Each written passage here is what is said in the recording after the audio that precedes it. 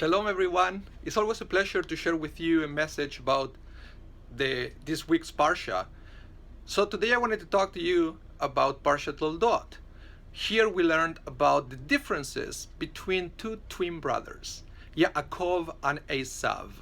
One of the most interesting differences between the two of them was very evident at the time that Eisav sold the birthright to Yaakov in exchange for a plate of lentils.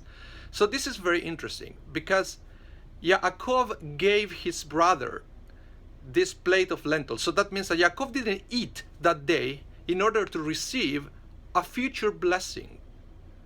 Eisav preferred to eat a delicious plate of lentils that day in exchange for the blessing that he didn't understand and something that may or may not happen in the future, but he didn't care about. So the question that I had is, are we more like Yaakov or more like Eisav?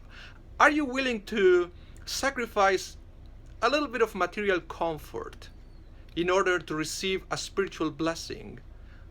Or on the other hand, you may be like Eisav, that you prefer to sacrifice a spiritual blessing in order to have some more material comfort. And I think the way the rabbis wants us to be is also represented in another episode of the story of these two brothers. At the time that Yaakov was blessed by his father, when he finally receives this blessing, he was wearing Eisav's clothes. And the father touches Yaakov and he said, something is very weird here. The voice is the voice of Yaakov, but the skin is the skin of Eisav. And I think at the end of the day, that represents the essence of Judaism.